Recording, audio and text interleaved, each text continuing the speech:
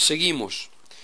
Por lo que hace al existencialismo heideggeriano, baste ver que hace ya muchos siglos que el cristianismo tiene resuelto el problema de la inquietud humana por la limitación, por la finitud, por las ansias de superar lo mundano y remontarse al infinito. El planteamiento tuvo lugar el primer día del hombre sobre la tierra. Seréis como dioses, les dijo la serpiente, que debía tener ya algo de kindergartiana o de existencialista, pues había comprendido que a los protohombres les estaba inquietando el problema que tanto ha inquietado a los filósofos de la existencia y de la finitud.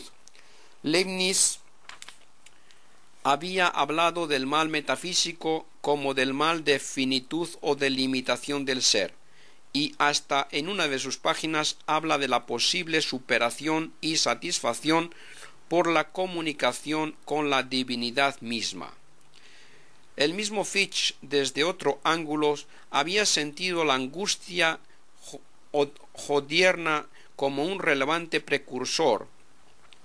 El último fin del hombre, dice, es elevarse sobre todo propósito irracional y perseverar libremente en la realización de su propia ley, último fin que es y será insuperable mientras el hombre sea hombre y no se convierta en Dios. Es nota esencial del concepto del hombre que su último fin sea inabordable y el camino que a él conduce sea infinito. Por consiguiente, el destino del hombre no es alcanzar este fin, sólo la tendencia a él. Pero puede y debe acercarse a él cada vez más, y por consiguiente su aproximación indefinida a este fin constituirá su verdadero destino en cuanto hombre, esto es, en cuanto criatura racional pero finita. En tanto el hombre, dice en páginas precedentes, es un ser racional, encuentra su fin en sí mismo. Su ser es el fin absoluto de su existencia. Palabras estas últimas de resonancias kantianas, según aquella afirmación de que el hombre y con él toda criatura racional es un fin en sí mismo. Y no digamos de Hegel, que da casi masticados los pensamientos fundamentales al existencialismo actual. Véanse sus palabras. El espíritu subjetivo y el espíritu objetivo son todavía el espíritu finito, pero debemos determinar en qué sentido es el espíritu finito. En general, se representa la finitud del espíritu como un límite absoluto, como una cualidad invariable, cuya supresión llevaría a la supresión del espíritu. La finitud del espíritu de ningún modo es una determinación invariable. En realidad no es más que un simple momento y por consecuencia más bien es preciso decir que la cualidad específica del espíritu es la verdadera infinitud. El espíritu en cuanto espíritu de ningún modo es finito, contiene en sí la finitud, pero sólo como un momento que debe suprimir y que suprime.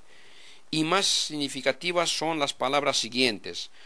Sólo como momento, la finitud puede aparecer en el espíritu y permanecer en él, porque por su naturaleza ideal, el espíritu se eleva sobre ella y sabe que el límite no es infranqueable para él.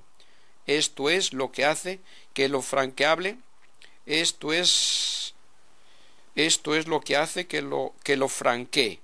Y esta liberación no es como se la representa,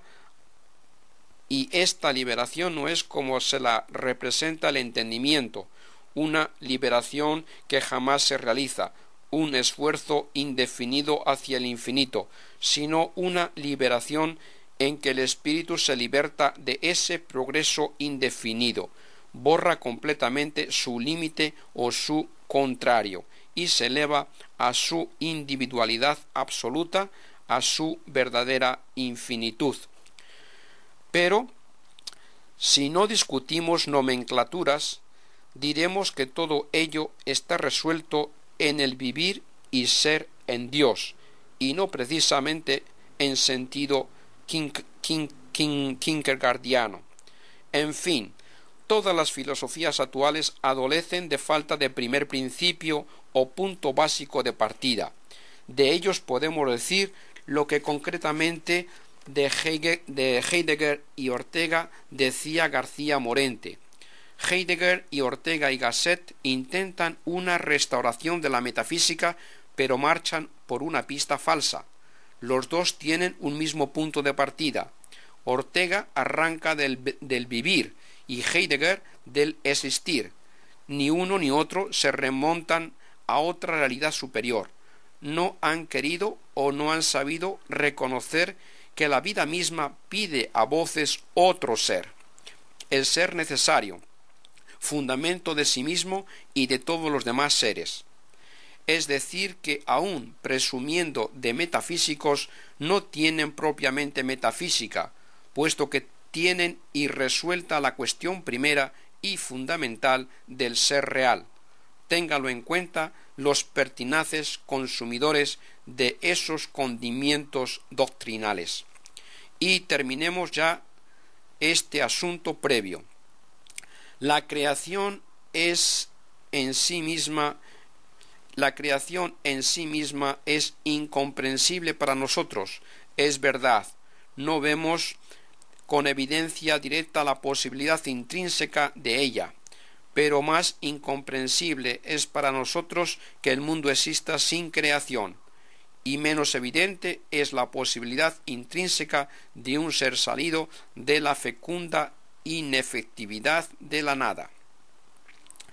Que todo es oscuro en torno a la creación, más oscuro es que el mundo exista sin tener razón suficiente de existencia.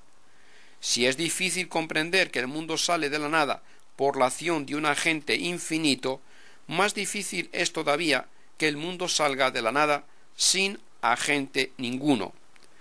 Más ininteligible es, en fin, que el mundo exista eternamente incausado, esto es, que exista un eterno contingente sin un eterno necesario, que el mundo contingente tenga la razón de ser,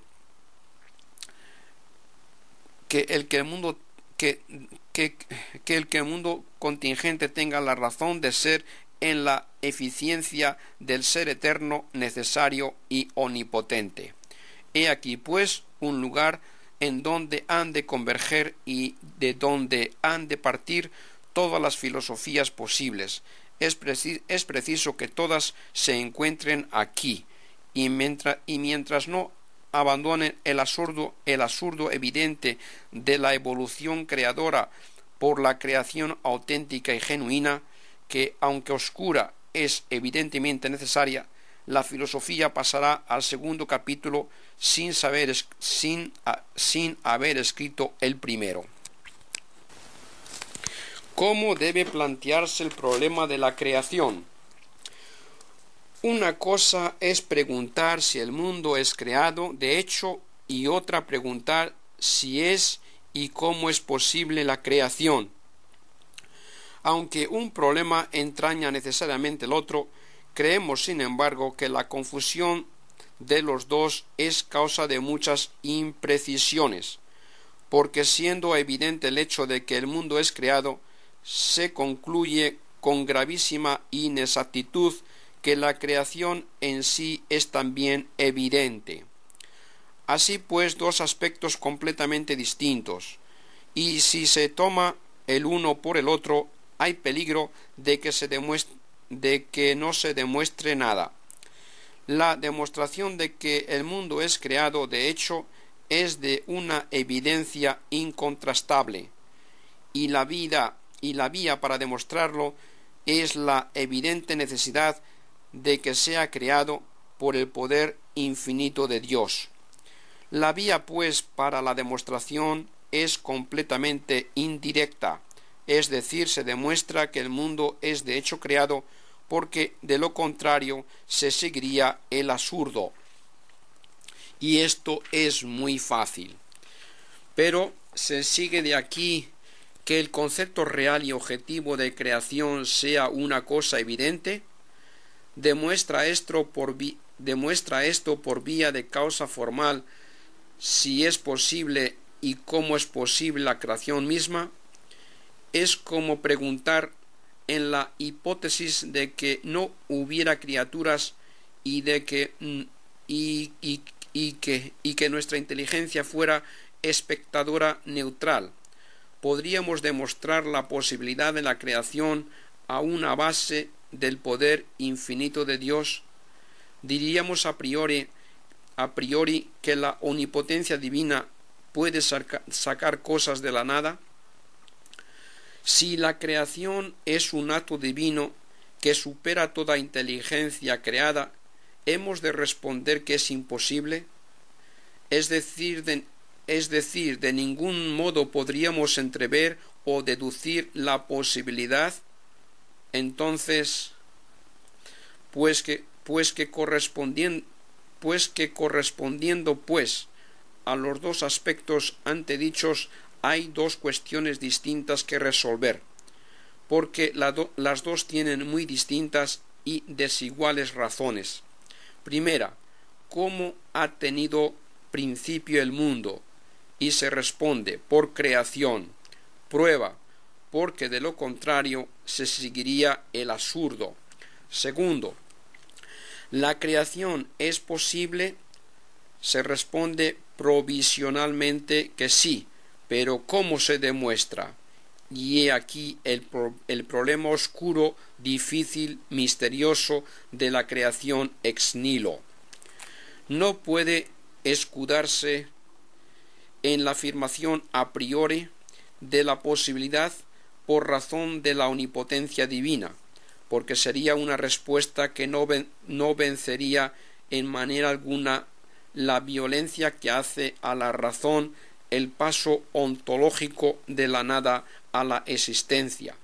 Es decir, el problema quedaría ulteriormente planteado así: demuéstrese que la omnipotencia divina puede crear de la nada, sino que la respuesta habrá de ser: la creación es posible porque de hecho vemos que el mundo es creado, y si es un hecho no cabe discutir la posibilidad. Los hechos se imponen porque se intuyen, no se discuten. Los hechos se imponen porque se intuyen, no se discuten. Y una vez demostrada la posibilidad de la creación por la evidencia del hecho de que el mundo ha tenido principio por creación, entonces es cuando nos vemos obligados a apelar a la omnipotencia divina. Y este es el camino que sigue Santo Tomás, tanto en la Suma contra Gentes como en la teología.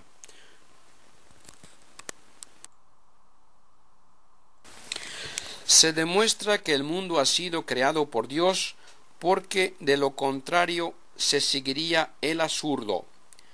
Resumiremos en pocas palabras los diversos argumentos que el lector podrá ver en el texto y en otros lugares del Santo Doctor, principalmente en la Suma Teológica, en las sentencias o en De Potentia, etc. El mundo, todo lo que llamamos criaturas, es un ser contingente, limitado, participado, imperfecto, que no tiene en sí la necesidad ni la explicación de su existir. Y como el ser que es de esta manera necesita ser causado totalmente en toda su entidad por el ente infinito perfecto y que es ser por esencia, de ahí que el mundo es causado totalmente por el ser infinito, o lo que es lo mismo, es creado de la nada por Dios. El argumento puede reducirse en conjunto al concepto de contingencia. El mundo es contingente. Lo contingente ha de ser necesariamente creado de la nada. Luego, el mundo es creado de la nada. Por su carácter contingente, el mundo no tiene necesidad de existir, no tiene explicación en sí o causa suficiente de su realidad. Esto es, que de suyo tanto puede existir como dejar de tener existencia. Luego, si no tiene razón de ser en sí, la tiene en otro que ha de ser infinito y limitado, ser por esencia omnipotente, etc. Si no lo fuera, éste a su vez requeriría tener explicación en otro, y así sucesivamente hasta llegar al ser necesario. La argumentación, pues, es completamente indirecta, es decir, porque se seguiría el absurdo de que el mundo sería autocreado, se habría dado el ser a sí mismo, existiría de la nada sin causalidad, etc. La importancia de esta demostración es tal que viene a ser la misma prueba de la existencia de Dios por la contingencia de los seres, o la existencia de Dios vista en el salto que da la razón desde la contingencia del mundo a la trascendencia de la causalidad infinita.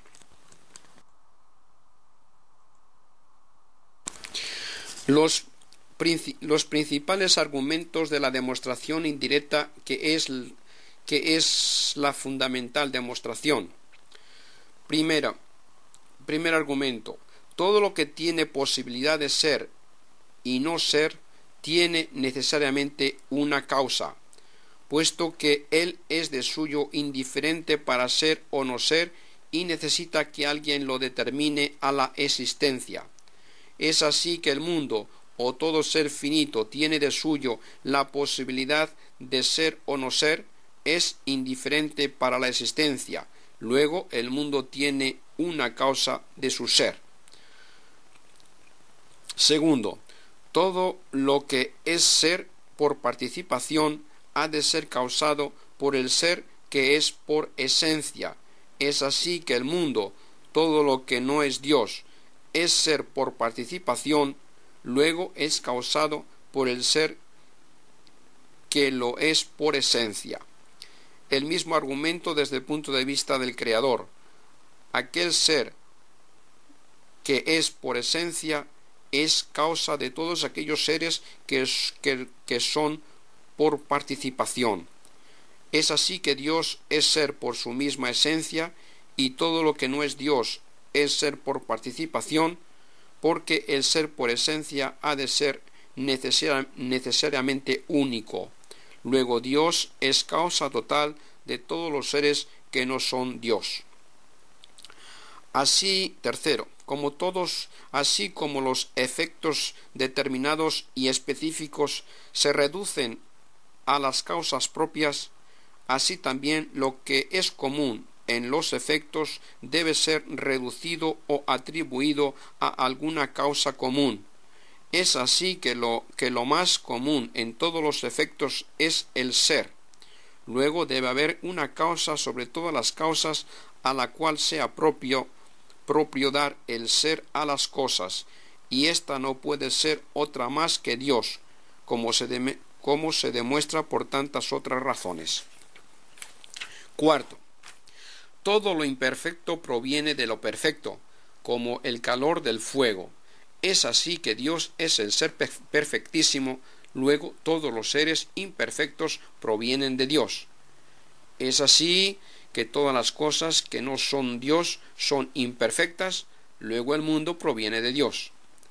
El quinto, el mundo como otra obra de Dios, o está hecho por él de la nada o de algo preexistente.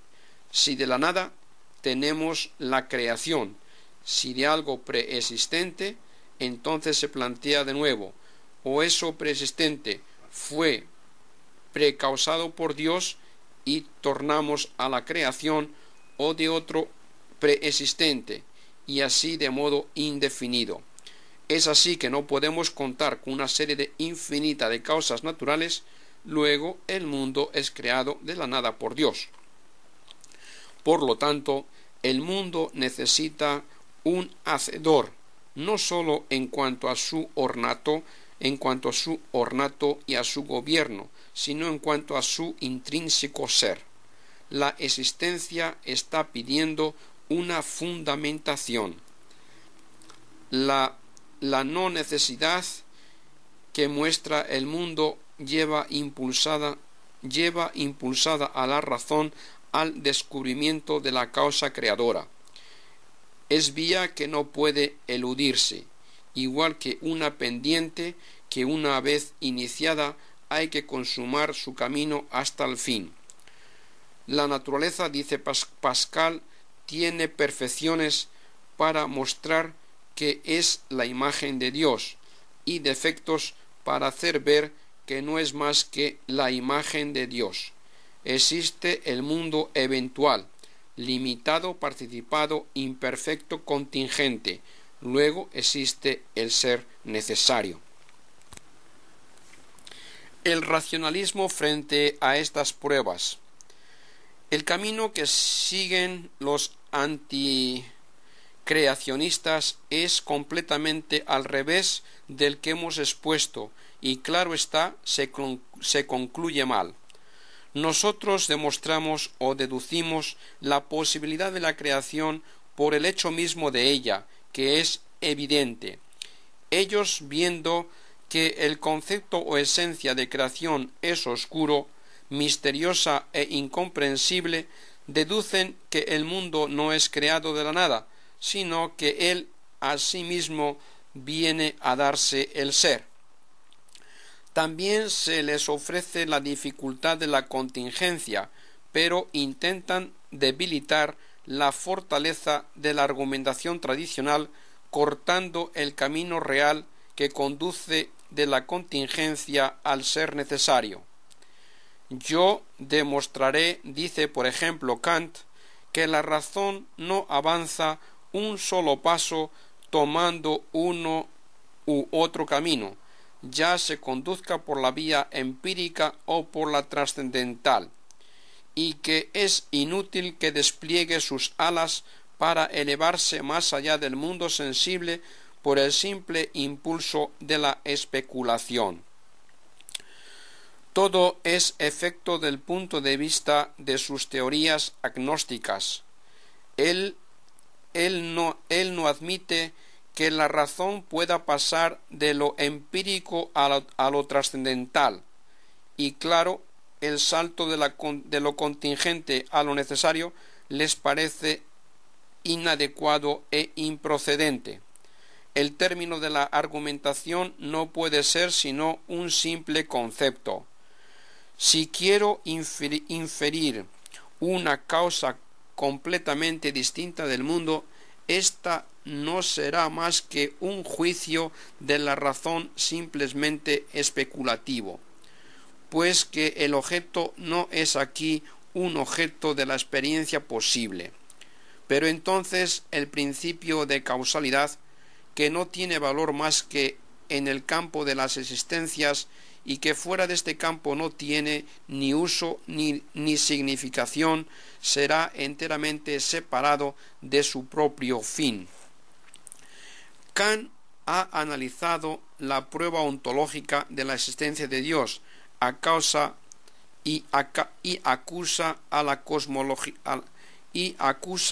cosmológica, tercera vía tomista, del mismo defecto de sacar una realidad existente sólo de un concepto.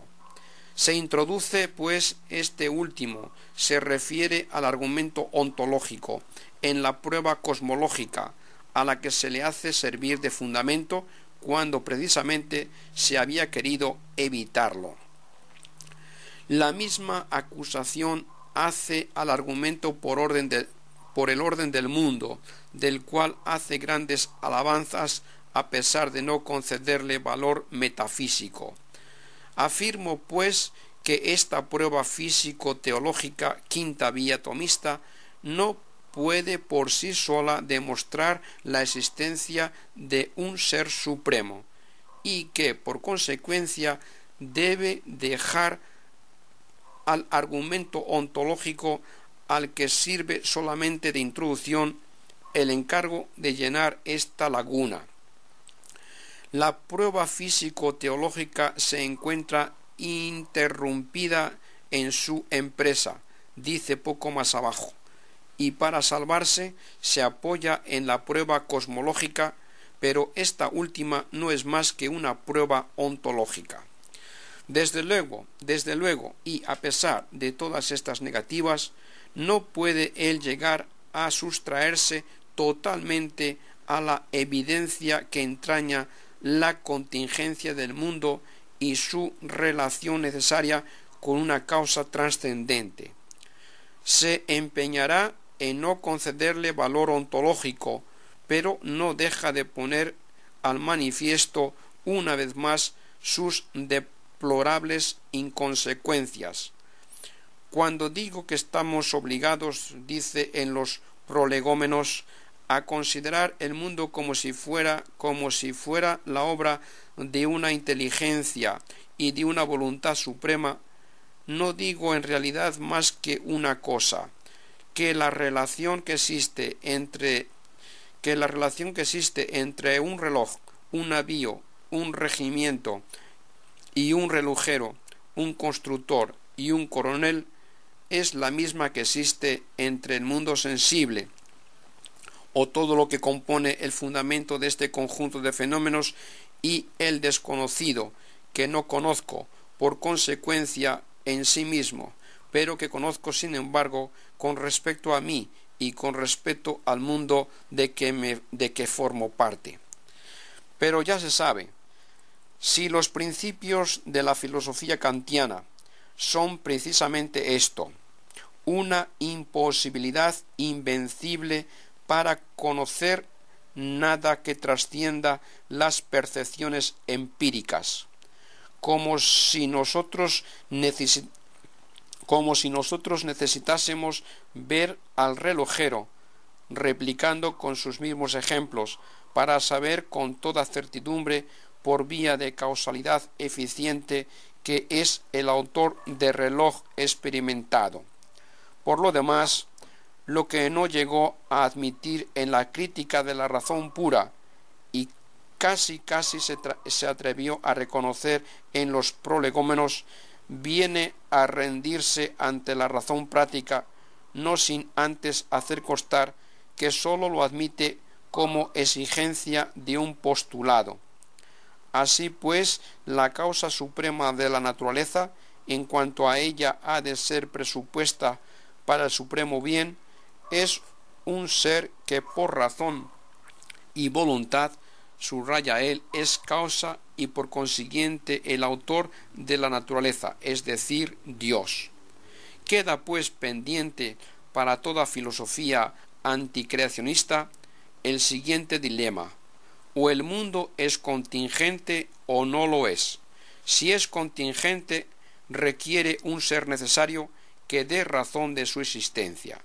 Si no es contingente, tenemos el absurdo de un mundo limitado, potencial, participado, imperfecto, que tiene el ser por esencia, que se ha dado el ser a sí mismo, que en una palabra es un cúmulo de absurdos y delirantes contradicciones.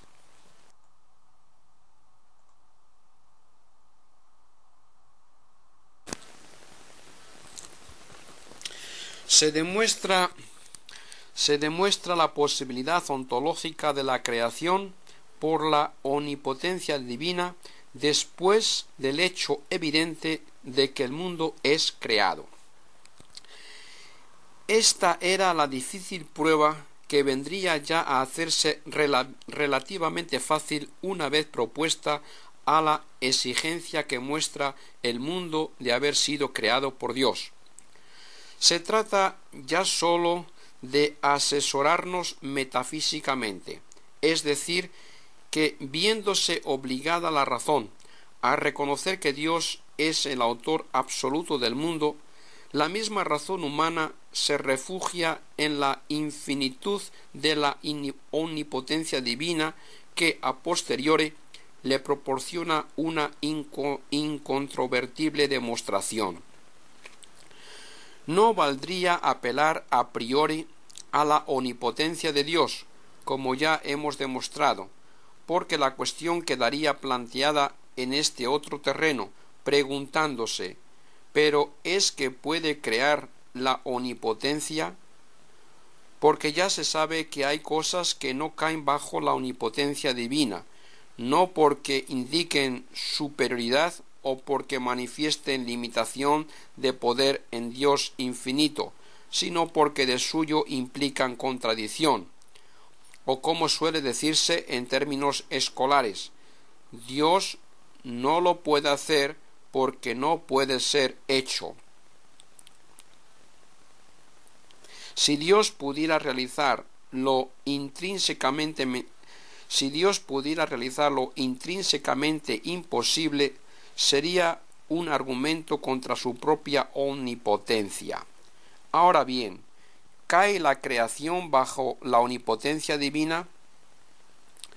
Podemos responder primeramente con las palabras de la Sagrada Escritura que aduce Santo Tomás en el primer libro: «He aquí al Dios grande que supera toda nuestra ciencia», y añadir las que allí mismo dice de por sí el Santo Doctor: «Si tanto desconocemos de las cosas sensibles que nos son tan familiares por el contacto de los propios sentidos, mucho menos podremos conocer de Dios, que tan sobre nosotros está por su excelentísima sustancia». Digamos también que Dios tiene dos operaciones fundamentales y las dos son de insondable fecundidad. La primera es intrínseca a su ser y a su vida, el misterio de las tres personas. La segunda es extrínseca a su ser, la creación. Y esta, que era la operación fundamental intrínseca, había de ser digna de él. Y ya que no podía ser de carácter finito por el término azquen, que es la criatura, había de tener carácter infinito por parte de la acción, que es del mismo Dios. De este modo queda prevenida la aparente dificultad de la creación ex nihilo, pues que contamos con un agente infinito en el ser y en la operación.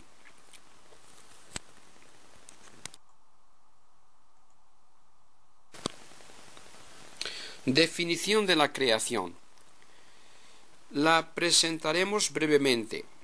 La creación puede definirse así: es la acción de un poder infinito por la cual de la nada se hace la totalidad de un ser. También se dice en los manuales de cosmología. Si bien creemos que la palabra producción resulta algo más imprecisa, y aunque Santo Tomás la usa, lo hace más bien explicando que definiendo. Producir puede significar dos cosas: o sacar de la nada, y entonces es repetir una misma cosa, o significa hacer salir, mejorar algo de lo existente. En el primer caso dice demasiado y en el segundo demasiado poco. Por esto, cuando se habla de creación, suele salirse al paso de las diversas interpretaciones a que puede dar lugar el uso corriente, también impreciso, del término creación. Por una parte se llama creación a la acción de hacer algo nuevo de algo preexistente, como de la manera de la madera se hace el mueble, o de la investidura de alguna dignidad o elevación a un estado más alto, como cuando se dice de alguien que se le crea obispo. Por lo que hace a la famosa fórmula ex nihilo, ya se sabe que la palabra nada no significa un sujeto material, sino todo lo contrario. la carencia total de sujeto pasivo o sustancia o materia esqua. Y esta es la única acepción verdadera del concepto de creación cuando nos referimos a la creación de la nada, que es de la nada total. Santo Tomás completa la idea con estas sapientísimas palabras: si se considera la emanación de todo el ser universal, respecto a su primer principio, es imposible presuponer algún ser a esta emanación. Ahora bien, la nada es lo mismo que la negación de todo ser. Por tanto, como la generación del hombre se hace del no ser, que es no hombre, así la creación, que es emanación de todo el ser, se hace del no ser, que es la nada. Y como entrada a la enumeración de argumentos puede hacerse esta sencilla reflexión: si el agente creado y finito, que es desproporcionadamente inferior al agente universal e increado, puede producir algún ser de un no ser relativo, como el hombre que de no estatua hace estatua y de no libro hace libro, y la naturaleza de no planta hace planta y de no piedra hace piedra. Con toda razón puede decirse que el agente infinito puede hacer un ser cualquiera de un absoluto no ser.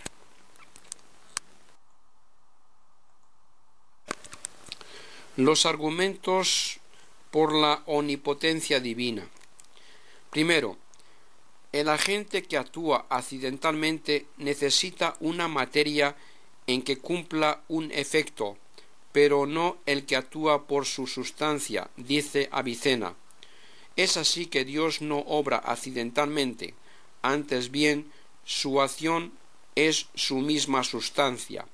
Luego no precisa de ninguna materia preexistente para actuar, y así puede hacer algo de la nada. Segundo, el poder de Dios es mucho mayor que el de la naturaleza.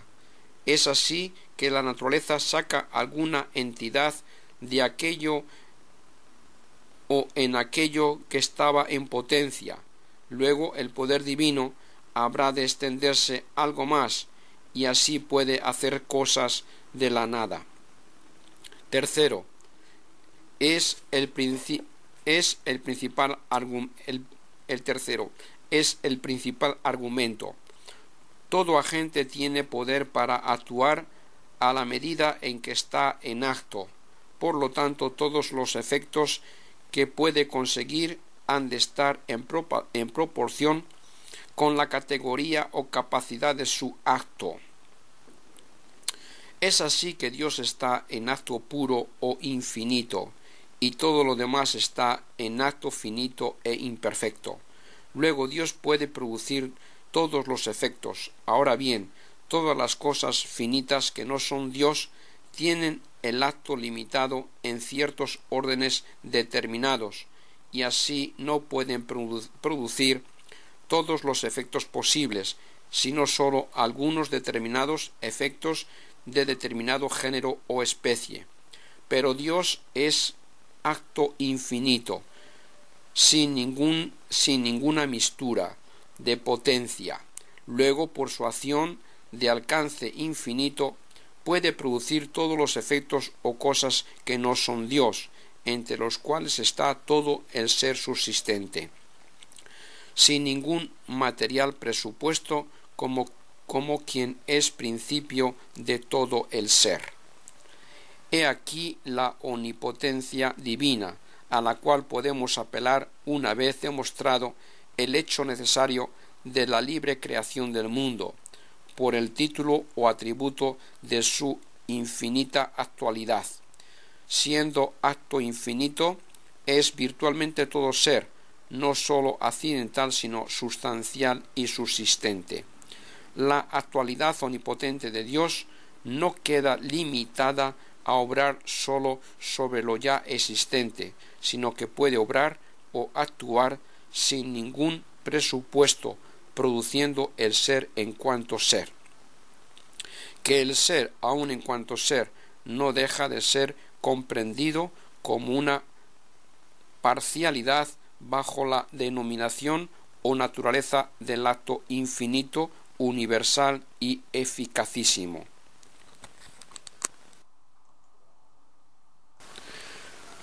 ¿Cuándo fue creado el mundo?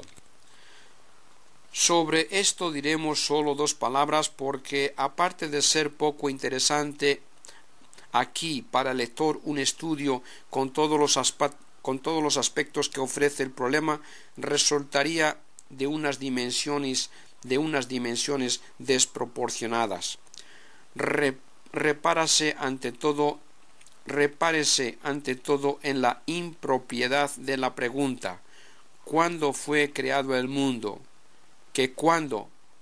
Si el cuándo fue creado también, y lo fue con el mismo mundo. Lo que decisivamente podemos decir de todo esto es lo siguiente: el mundo ha sido creado por Dios de la nada, como dice la razón, y le ha dado un principio temporal, por el cual ha comenzado a existir, como dice el dogma. Santo Tomás advierte que en la Suma Teológica, que la creación temporal del mundo, en el sentido de no haber existido siempre, es cosa que la razón no puede demostrar, es sólo la fe quien lo enseña, y que todas las razones que se dan para demostrar racionalmente la temporalidad del mundo son razones insuficientes, puesto que por la existencia del mundo jamás podremos llegar a saber la edad de la materia como sujeto de todos los cambios y generaciones. A la materia le es indiferente el haber sido creada ab eterno o haberlo sido temporalmente. Por lo tanto, dependiendo de la voluntad de Dios, sólo una razón positiva, que aquí es la fe, puede darnos a conocer con certeza la creación temporal. El que el mundo pudiera haberse creado ab eternum no significa ni que el mundo existiera fuera o antes de la acción divina, ni que el mundo fuera eterno con la misma eternidad sustancial de Dios. No tendría existencia fuera de la acción creadora de Dios.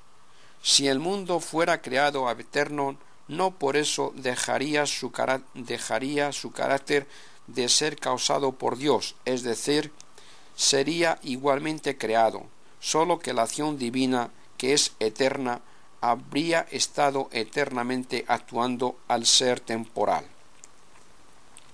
Ni existiría con la misma eternidad sustancial de Dios, porque Dios es su misma eternidad, y como el mundo sería total y esencialmente distinto de la sustancia divina, la eternidad del mundo sería una eternidad participada, como lo es su ser, solo que no tendría comienzo temporal o no se le podría señalar principio. Ahora bien, aun cuando el mundo haya sido creado en el tiempo, o la fe le señale un principio temporal, no podemos preguntar propiamente por los antecedentes del mundo.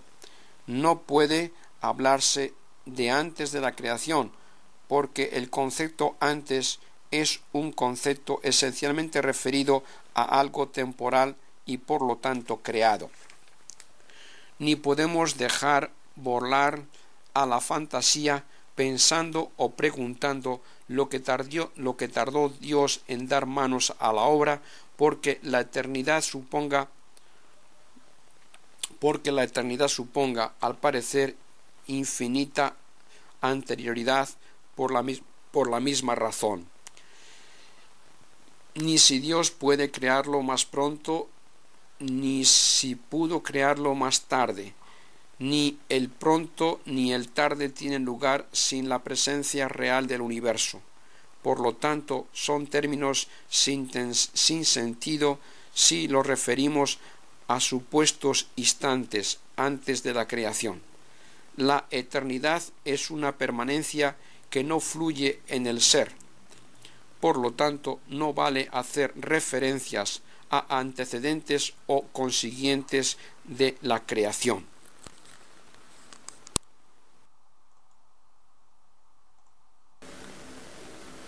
Los ángeles. No es este precisamente el famoso tratado de los ángeles del doctor Angélico, sino el de la primera parte de la Suma Teológica.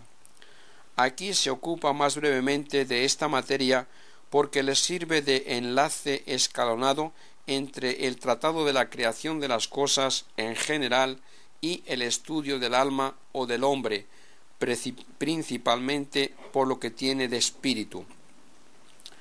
Después que ha demostrado en los capítulos 39 al 45 que es posible la existencia de seres distintos de Dios, sin que por eso quede Dios sometido a ningún predicamento, ni su esencia divina comparta univocidad alguna con ningún otro ser, ni la dirección, movimiento o gobierno de Dios en las cosas suponga contacto físico ni participación temporal. Trata de los asuntos fundamentales de las sustancias separadas que son los ángeles. Y aunque la existencia de los ángeles o espíritus separados sea cosa de incumbencia de la fe y por tanto pertenezca a la teología y no a la filosofía, sin embargo da ciertas razones de congruencia para demostrar que es conveniente para el ornato del universo la existencia de criaturas puramente intelectuales. Da luego las principales características de la naturaleza de los ángeles, diciendo que son esencialmente espirituales y por lo tanto tienen también voluntad y libertad y son incorruptibles e inmortales, pero que a pesar de su perfección espiritual no dejan de tener cierto grado de composición compaginable con su esencia, como la de acto y potencia y la de esencia y existencia.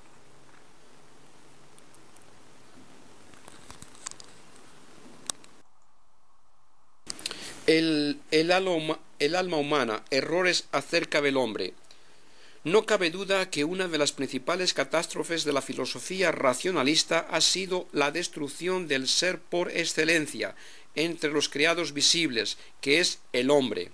Al buscarle innumerables independencias y autonomías y exagerando insaciablemente los atributos de su libertad, no se ha hecho otra cosa que quitarle su verdadera fisonomía.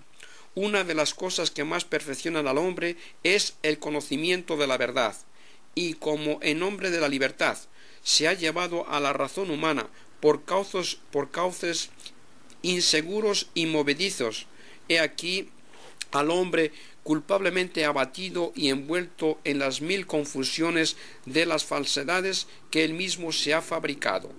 Lo correcto y lo humano no consiste en pensar libremente, voluntariamente, autonómicamente, sino en pensar rectamente, en pensar bien, que en la realidad de la vida no es la libertad la causa de la verdad, sino la verdad causa de la libertad. Por esta parte, pues, el hombre ha salido perdiendo. En segundo lugar, el hombre sin vínculos obligatorios con la divinidad, de quien depende por creación y providencia, y en quien por lo tanto ha de consistir necesaria y únicamente su finalidad, se ha convertido en una quimera, en un viviente sin sentido, en un enigma azotado por todas las contradicciones. Todos los problemas que se plantean alrededor de la metafísica del hombre son problemas que hace tiempo los tiene previstos y resueltos el cristianismo, y muchos de esos presupuestos problemas son nada más que penumbras innecesarias que han brotado por el mirar desde un falso punto de partida.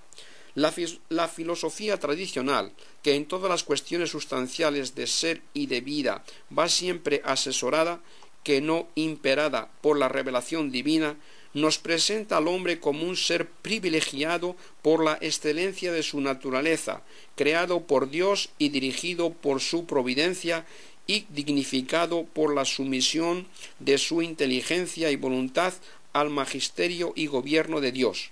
La filosofía racionalista ha venido a perturbar la paz de estos conceptos tradicionales y ha llegado a tal extremo que está levantándose un grito angustioso de las inteligencias reclamando el valor eterno de las esencias humanas.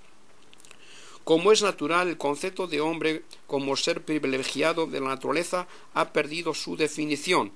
Hemos dejado de ser imagen de Dios, ya no somos imágenes de nada, como no sea de nosotros mismos, que por confesión propia hemos dejado de serlo todo. La degradación renacentista en la idea del ser humano había de llevar a las definiciones dogmáticas kantianas de ser incapaz para encontrar la verdad. En la cumbre de la razón pura queda el hombre despojado de todas sus esencias, incapacitado para conocer la verdad, desligado de sus deberes para con el ser primero, sin sustancialidad, sin inmortalidad, sin libertad, sin responsabilidad. Desde ahora ya unos le reducirán a un conjunto de sensaciones, otros a un átomo del panteísmo, otros a una serie ilimitada de fenómenos, otros a una pura apariencia, otros a un puro fantasma. A través de los filósofos continuadores o sucesores de aquellas deplorables declaraciones, se había preparado con toda lógica el advenimiento del existencialismo con el primer grito de Kierkegaard. Los filósofos han saturado la vida del intelectualismo, de universalidad, de idealismo, de conceptualismo, de exagerados apriorismos, y se ha hecho necesaria una reacción en sentido contrario para detener esa atomización de la vida humana, contra la filosofía anterior, que era la filosofía de la esencia, que es universal, abstracta, intelectual, eterna, de cuyos matices estaba abusando el racionalismo. Tenía que brotar la filosofía de la existencia, que es real, concreta, singular, individual, temporal, humana. En una palabra, se impone la necesidad, decía Kierkegaard, de abandonar la esencia en favor de la existencia. La existencia es del singular, y al hombre como singular o existente debe preocuparle la vida plenamente humana. Esa voz kierkegaardiana clamará incesantemente como protesta contra el universalismo de los racionalistas precedentes y se convertirá en la llama que prenderá decisivamente en toda la nueva filosofía. El hombre debe buscar soluciones de las ansias de vida, vencer las angustias y torturas de finitud e impotencia que le declaran inepto para otras trascendencias que no sean la mundanidad y temporaneidad de la vida presente.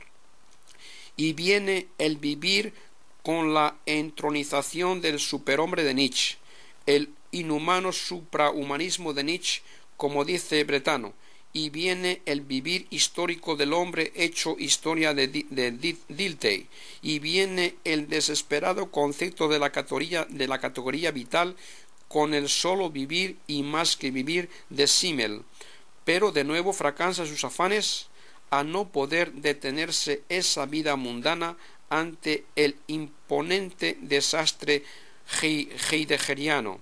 He aquí la fórmula final, nuevo colofón de toda la filosofía, ser para la muerte.